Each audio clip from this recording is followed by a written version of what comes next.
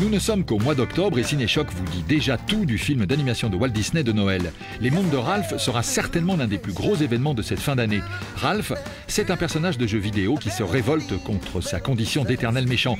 Il va alors faire le mur de sa prison de pixels et visiter d'autres univers virtuels. Pour présenter ce film au concept élaboré, le producteur Clark Spencer s'est déplacé à Paris pour faire de la pédagogie 2 mois avant la sortie du film.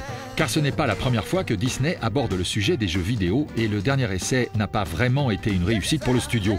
En effet, en 1982, sortait Tron, dans lequel Jeff Bridges était propulsé malgré lui dans son propre jeu vidéo. Le film à l'époque est un bide. Du coup, avec les mondes de Ralph, le studio préfère prendre les devants.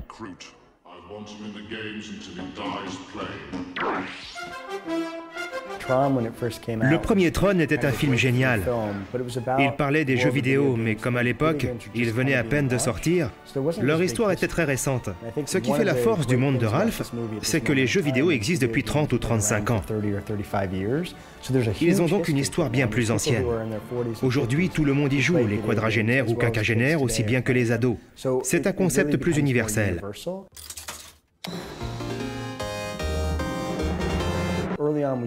Dès le début, on s'était mis d'accord.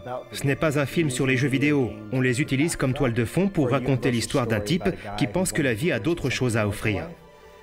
Pour nous, c'était ça le petit plus. C'est une histoire hors du commun et pleine d'émotions qui ne traite pas uniquement de ce qui se passe dans les jeux.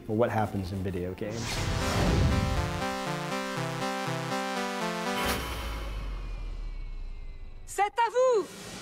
On ferme!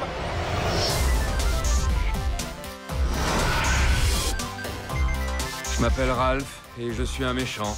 Ah ah! Vous n'oseriez pas frapper un binoclard, n'est-ce pas? Oh, vous avez frappé un binoclard, alors ça, c'est bien joué!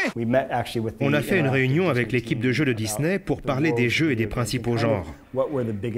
Et on a fini par opter pour un jeu des années 80, un first-person shooter et un jeu de voiture, parce que ce sont des jeux qu'on retrouve souvent. Dans le jeu de Ralph, tout est carré et pixelisé. Les buissons sont carrés, le feu de cheminée est carré. Quand Ralph jette un gâteau par terre, il explosera en plusieurs pixels et les miettes sur les personnages seront carrées. Du coup, on ne perd jamais de vue qu'on est dans un monde imaginaire. Pour le FPS, on s'est inspiré des jeux du même genre comme Halo ou Medal of Honor. Quelles sont les caractéristiques de ces jeux qu'on peut utiliser pour vous rappeler qu'on est toujours dans un jeu vidéo? Par exemple, quand les personnages meurent, ils reviennent tout de suite. Avec des éléments de ce genre, on peut comprendre à quoi ressemble un FPS vu de l'intérieur. Dans le jeu de voiture, c'est un peu le même principe. On fait des allers-retours entre la borne et le monde réel. On a donc le point de vue du joueur quand il y joue, avant de retourner auprès des personnages. Ça nous permet de rappeler au public qu'il est dans un jeu.